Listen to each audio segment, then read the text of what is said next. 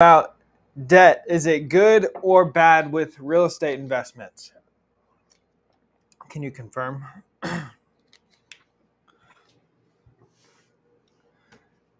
Debt, good or bad? Let me know in the comments. We good? Can you hear me okay? Debt, good. All right. So, debt, good or bad? Let me know in the comments what you think. Even with interest rates rising to where they are, let's see where they're at today. Interest rates today. Today we've got interest rates at about 7%, give or take. Debt, good or bad? All right. Yeah, should you use debt to buy real estate? That's what we're going to talk about. So, we can do an old-fashioned pros and cons. We live? And we can't see the comments and stuff anymore, huh? Well, I need you to read comments to me. Instagram. Debt, good or bad? Should you use it? What are the pros and cons of using debt? Well, let's look. Good debt. Yes, of course. If you're going to get debt, you want it to be good debt. Now, let's look at the pros and the cons of using debt to buy real estate, even when interest rates are at what they are today compared to what they were 2 years ago. So the pros are leverage. What does leverage mean with what I'm talking about here? What I'm talking about is the fact that you don't have to go out and buy properties cash. You can use debt and have the tenants pay the mortgage payments if you have a property that's good enough that will cover the debt as well as the operating expenses. So, for example, if you were looking at $1 million property that produces, let's say, $80,000 or $90,000 a year in NOI, you don't have to buy this property for $1 million cash. You can utilize debt, put down about $250,000, 25%. Why would you use debt other than for faster scaling? Well, I'm about to go through all the pros. So leverage is one, higher returns is another. So let's use that example, right? If you bought $1 million property and it's a 9 cap and it's spitting off $90,000 a year in net operating income, that would be a 9% return that you get on the $1 million that you spent to buy the property cash. Now, if you put down 25%, so you got a $750,000 loan on the property, and let's just call it, your mortgage payments annually were $56,000, and your NOI is still 90. 90 minus 56,000 is 34,000 divided by $250,000 down is 13% return on your money. So let's run through that. So the first one is leverage. All right, so, and this all derives from the types of deals you're buying. What is the deal? Is it a good deal? Does the deal make sense? Does the deal service your debt after all operating expenses? How much cash flow are you getting from this deal after your operating expenses and your debt service? But let's look at it. Leverage, number one, is most important, right? So $1 million property,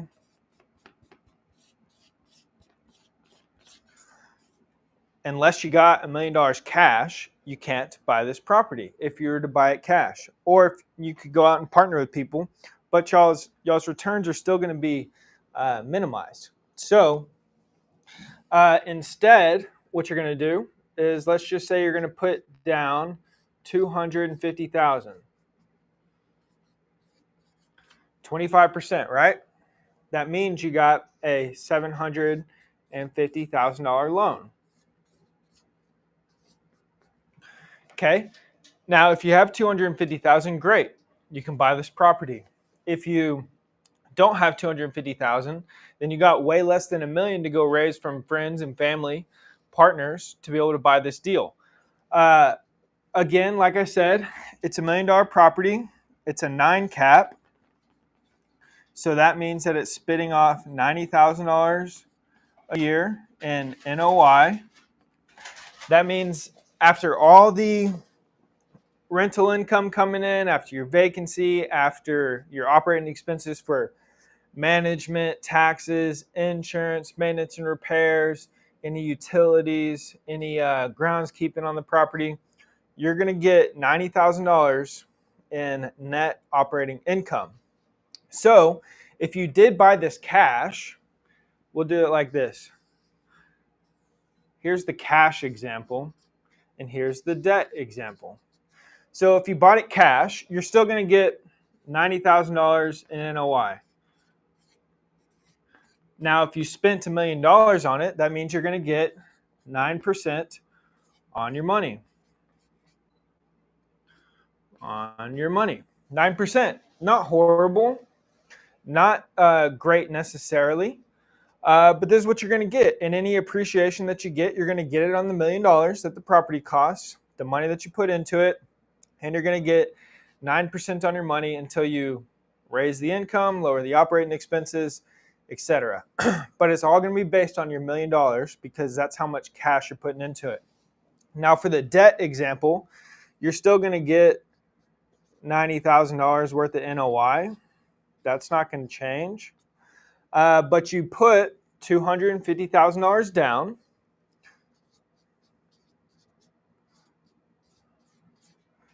Down payment.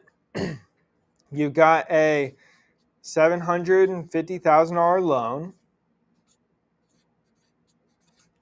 And your debt, your annual debt payments, or what did I say? 56,000?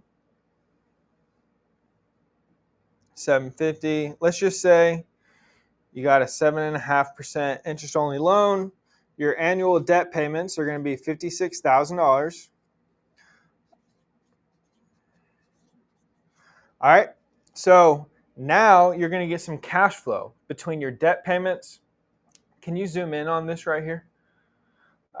You're going to get $90,000 NOI minus your debt payments is going to bring you to, what is that?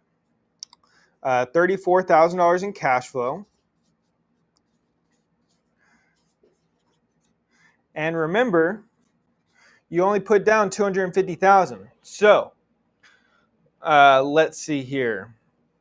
34,000 divided by, I'm going to divide this by my down payment or the cash that I have invested, 250,000. Multiply it by 100 to get a percentage.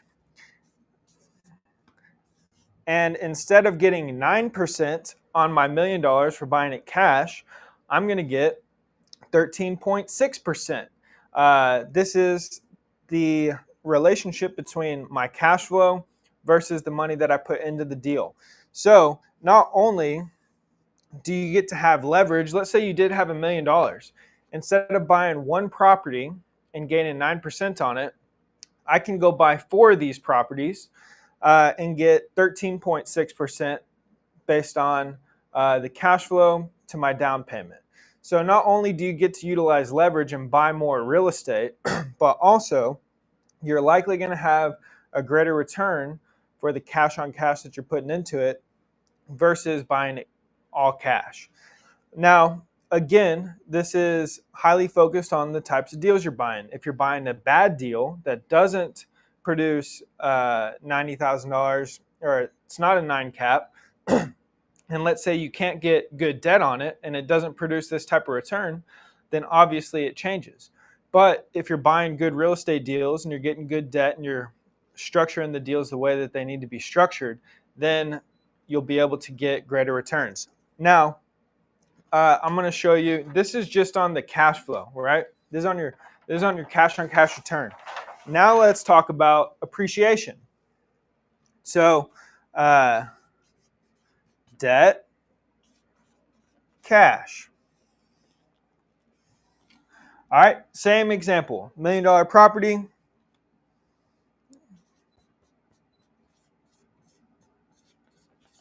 million purchase price.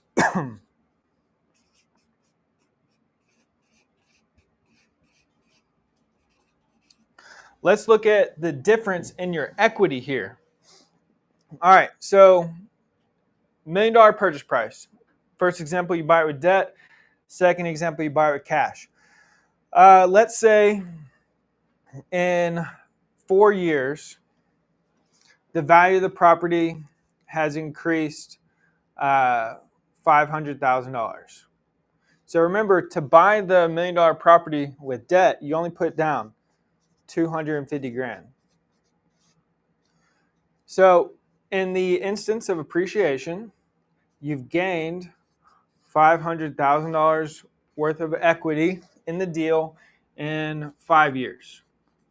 Increased 50%.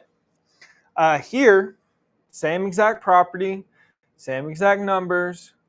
Your NOI has increased. Maybe interest rates have lowered over time.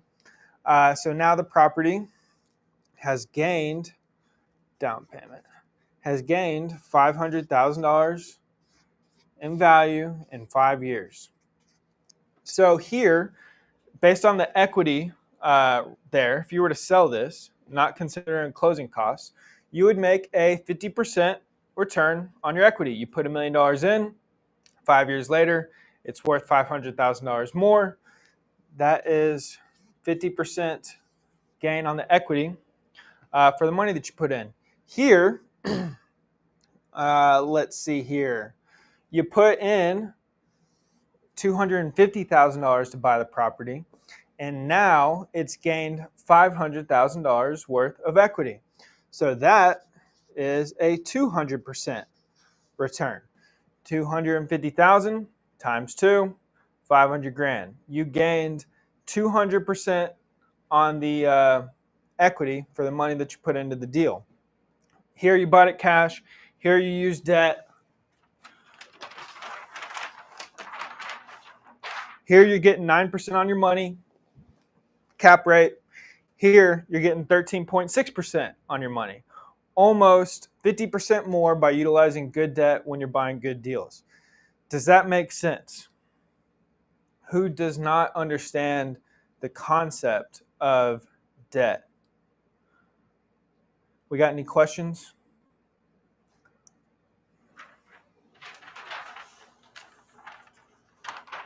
All right, so leverage, extremely important. I hope y'all can understand how utilizing debt will allow you to leverage your money, buy more real estate, gain more of a return on the equity, gain more cash flow. You should be getting a better cash on cash return, higher cash on cash return. Uh, you're not paying the debt.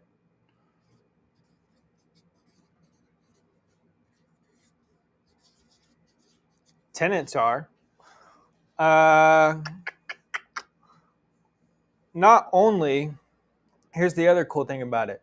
Not only do you get to gain all the stuff that I just talked about, but with depreciation, you're not going to depreciate the asset just based off the $250,000 that you put into the deal. You're going to be able to depreciate the asset based on the entire purchase price, right? The improvement value. So not the land, the improvement, but it's not based off your down payment. It's based off the purchase price of the property. So you get to depreciate the whole thing. You get to do that here, but here you put up $1 million. Here you only put up 250 grand. You're going to get the same depreciation regardless of if you get debt or you buy it cash. What are some other pros? I mean, it's infinite, right? There's so many pros and they outweigh the cons if you're buying really good deals and you're getting a good loan.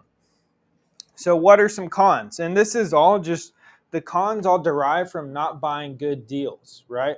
If you have a good deal, then you really don't have to worry about the debt.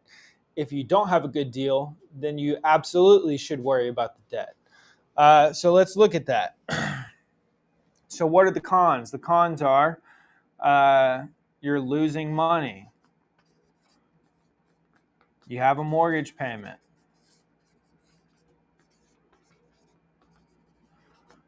Bad, huh? Yeah. Well, I just can't see it. If they can answer it, read them to me. Tell me, what are the pros? What are the cons?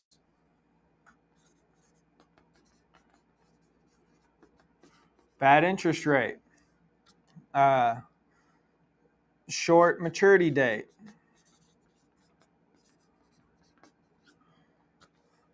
Uh,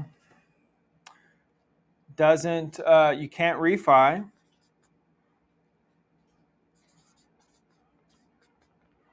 because of bad DSCR. What else? The list goes on. The cons are all taken care of when you buy good deals.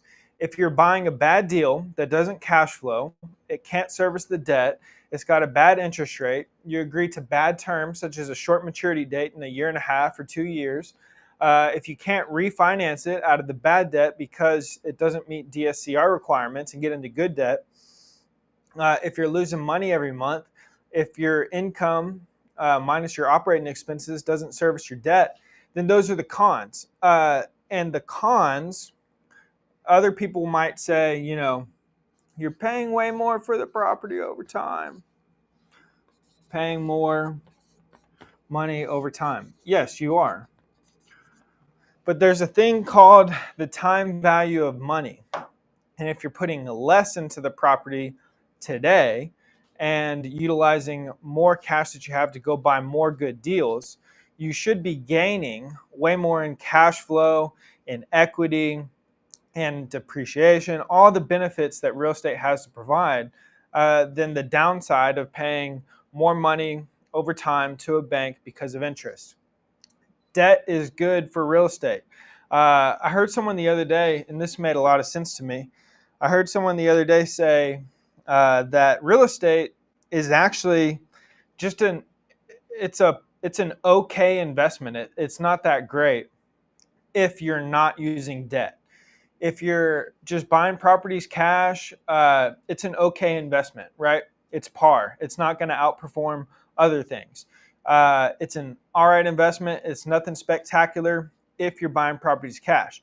But the pro to real estate is utilizing debt because of all the benefits that real estate and debt have to provide: leverage, depreciation, uh, appreciation, all based on the down payment that you're putting into the property. You're not having to buy it cash. So these are the pros and the cons. The cons are all derived from buying bad deals, though. And here is how you can negate all the cons. If you buy good deals that make sense, then guess what happens to the cons?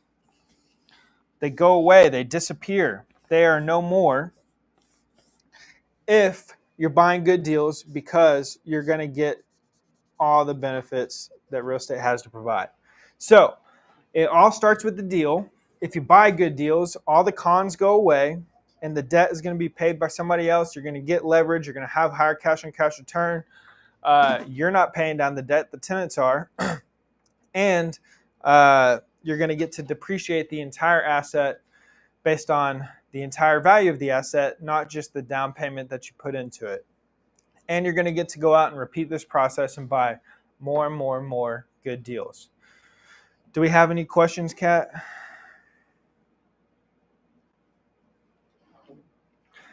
Who doesn't understand Pro tax deductions? Question mark. pro tax deductions? Yeah, depreciation. And you can write off interest.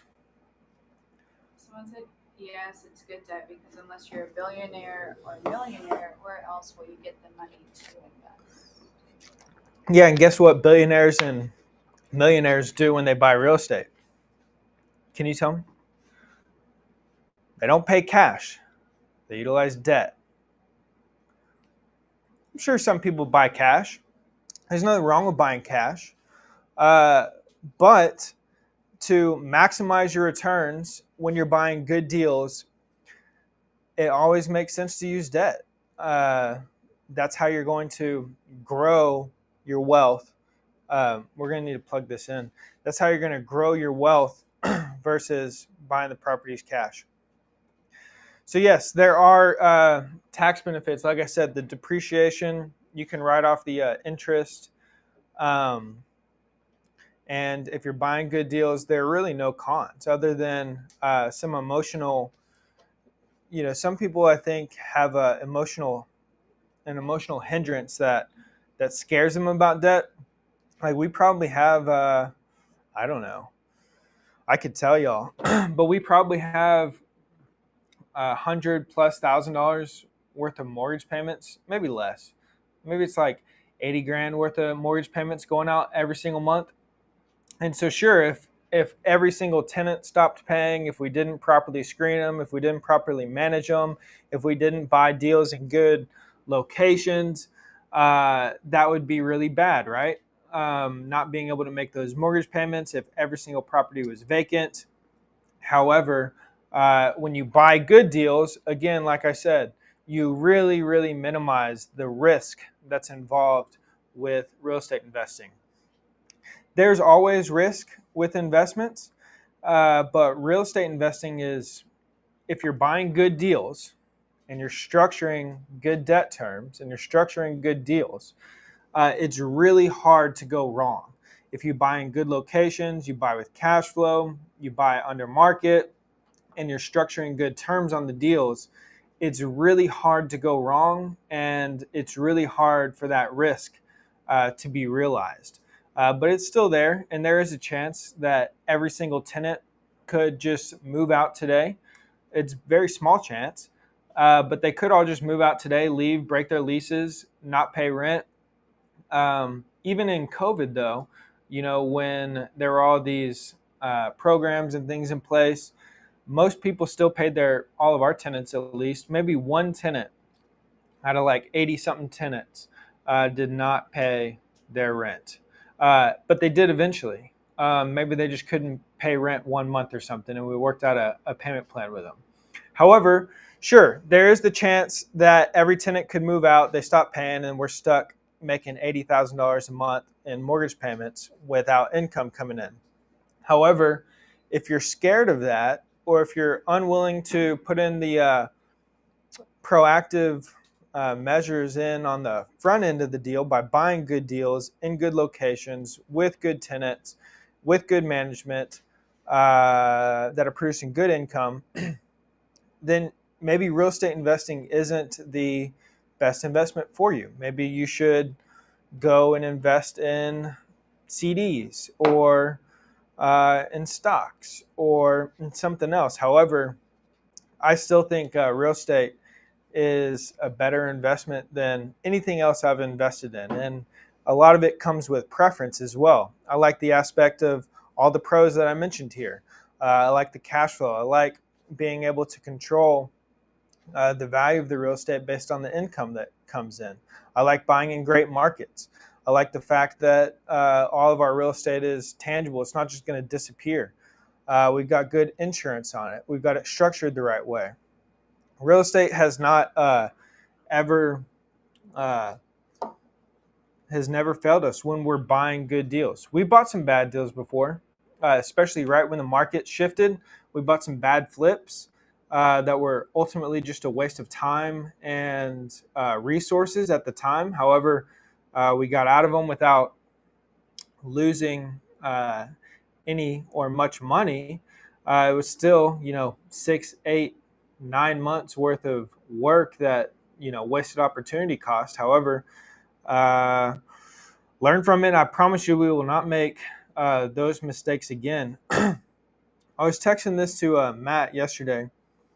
Uh, just based on the real estate that we own today, if we never bought another unit, if we got 3% rent growth year over year, which here in Austin I think is going to be low. I think we're going to get more than that. All of our properties are here in Central Texas surrounding Austin. Uh, if it, 30 years from now, if all the debt's paid off, which if we never refinanced anything, it would be, considering 50% operating expenses, 90% occupancy on the properties, uh, after all that, uh, just Matt's portion alone, my portion, would be about $65,000 a month that we would get from cash flow after considering all operating expenses, taxes, insurance, management, maintenance, repairs, 3% year over year rent growth. If we never bought another single property, we'll be getting about $64,000 a month in passive income. And that's not even taking into consideration 30 years of appreciation on these properties. That's if, you know, there's so much equity there that will be gained as well. And so that's what I like about real estate investing, is being able to uh, accurately predict the outcome of the real estate investment by buying good deals and negating all these cons that may come from it. Do we have any other questions? Ask if anyone has like challenges with getting that. Right now, you'll be able to get good debt if you go out and you find good deals. If you're not able to get loans on your property, or you're struggling with that, it's probably because you're not finding good deals. The good deal will get the good debt. If you're having trouble financing your deals, or if you feel like you got a good deal, reach out to us. Send us a DM on whatever platform you're on. Go to our website, teifkerealestate.com, TEIFKE realestate.com / submit-a-deal. Submit a deal. Go to our website, click investors on the tab, go to submit a deal. Submit a deal there. We want to partner with you. We want to buy deals with you. And we're happy to help you get good debt on your deal if you got a good deal. We got a lot of cash that we're sitting on right now that we need to put to work. But what we're doing is we're just waiting for the good deals to come, buying good deals. We're seeing a lot of opportunities that they're okay. Some are okay, some are not good at all. But we're really holding on to, our dry powder here to put it to work on some really good deals that I think we're going to see. And even right now, when interest rates are much higher than they have been in the last 7 years or however long, there are still deals out there that make sense with today's interest rates. You just got to get them at better prices. The cap rates have gone up, right? If you're buying a deal with debt at like 7.5%, then you need to be buying a 9 cap. There needs to be a spread there between your interest rate and your cap rate if you're going to cash flow. Now, if the property is being poorly managed and it's 50% below market rents, and you're confident that if you buy it at a 5 cap today, you may lose money for 3, 4, 6 months, however long it takes to raise these rents. But once you get it up to market rents, then your cash flow is going to increase substantially. Then that's a different story. So David asked, do you ever have a buy and hold property that you decide to sell? How do you make that decision? I have a rental that's breaking even and am debating about selling it to use funds elsewhere, but could ride it out long term. Thoughts or advice? Yeah. I think that it's very smart and wise this is what we've had to do, is take a look at our portfolio and say, all right, which ones are performing well? Which ones are not performing well? If we get rid of the ones that aren't performing well in order to buy one that's performing so much better, how is that going to impact our returns and our portfolio? And so we've been doing that, is getting rid of bad properties that aren't performing as well as others could. And right now is not the best time to sell, right? Prices are significantly lower than they have been. However, I'd be willing to make less on selling a property now than I could have a year and a half ago if I was able to get my equity and cash out of there and go reinvest it in something that also I'm going to be buying significantly below what the value was or is, and is going to produce a better return for me. So you got to just weigh those two options and say which one is better and what makes sense and what do you need to do. But I think you should always do that and dispose of the uh, worst performing assets in order to buy better and better performing assets. Any other questions? What about Instagram? If you're not sure how to, anything? If you're not sure how to buy good deals like this here, we've got a few more of these workbooks. We want to give these away for free. If you just send us your mailing address, pay for the shipping and handling, we'll send you this workbook here. This workbook, and it comes with an 8-hour plus training, going through the workbook, talking about how to find good deals, making sure you understand where you're currently at with your knowledge. Teaches you the entrepreneur method, the most important method when buying real estate. Teaches you about different types of deals you can buy, how to structure these deals, what the different exit strategies are, what the deal requirements are, what the process is step by step from A to Z when buying deals. We've got exercises, quizzes in here, teaches you how to identify the opportunity and value, teaches you how to identify and know if you're investing in a good market or not, teaches you where to find deals, teaches you all the formulas when analyzing deals. So, what is the teaches you the factors of deal analysis? What is the buy and hold formula? What is the seller finance formula? What is the wholesale formula? What is the fix and flip formula?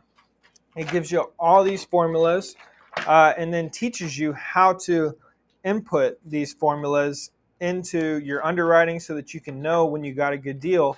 And most importantly, not just buy good deals, but it'll make sure you don't lose money when buying real estate. Because if you only buy good deals, like I mentioned before, you significantly minimize any risk at all with buying real estate, so long as you put in all the work beforehand.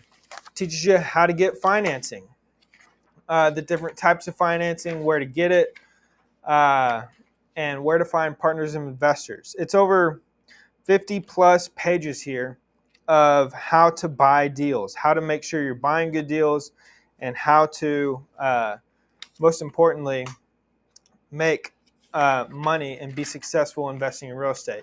Again, it's free. I wanna send it to you. There's no catch with it. Just pay for the shipping and handling. We'll send you this. We'll send you the 8-hour training that walks you through this. You also get 5 free bonuses along with it. You're going to get 2 other live trainings that we did: how to buy real estate with no money, how to buy real estate in a recession, and you'll get 3 free mini courses. You get one on knowing your market, finding good contractors, and lead generation tools.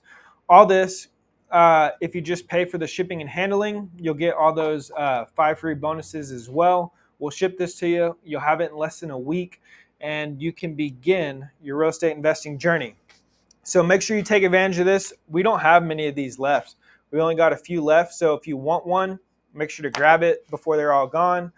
And then if you have a deal that you want us to look at or you want to partner on, go to our website, tyfkeyrealestate.com, click the investors tab at the top, click submit a deal, submit the deal, and let's see if we can get one done. We're happy to provide capital. We got partners, we got management, we got contractors.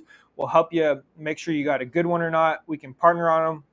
Whatever you want to do, let's just start talking deals. I hope y'all understand that debt is good, but it also can be bad if you're not buying good deals. All the pros again, just to wrap up here: leverage, cash on cash return, you're not paying the debt, depreciation. All the cons can completely be wiped out if you buy good deals. Debt is good. Real estate without debt is just an all right investment. It's nothing too exciting, but with debt, it's an amazing investment. Again, workbook. This is insane. I mean, this is so much value and knowledge for you if you really don't know what to do, where to begin, how to start investing in real estate. This workbook right here, the training and all the bonuses that come with it, I promise you will take you to the next level, especially if you haven't even begun yet for real estate investing. And just pay for the shipping and handling. I'll send it to you. And if you go through all the trainings, you go through the entire workbook, and at the end of it, you feel like you received zero value, or it didn't help you at all, or is a waste of your time, send info@trhomes.com an email, and I'll send you your $10 back for the shipping and handling. And you can just keep the book and the resources. We're doing this, again, there's no catch. We're doing this because we want to help you. We want to buy real estate with you, and we want to grow together. See you next week. Hey, send us a DM and learn about the entrepreneur community as well. If you already kind of know this stuff, but you feel like you're in it alone, or maybe you don't have the right support, mentorship, or training that you need, or the right community, send us a DM and let's help you join the entrepreneur community. This is an amazing community full of entrepreneurs who are doing the entrepreneur method, who are all buying real estate deals, who are learning, who are growing. It's really cheap right now. It's honestly basically free, and you're going to get easily over $1 million worth of value.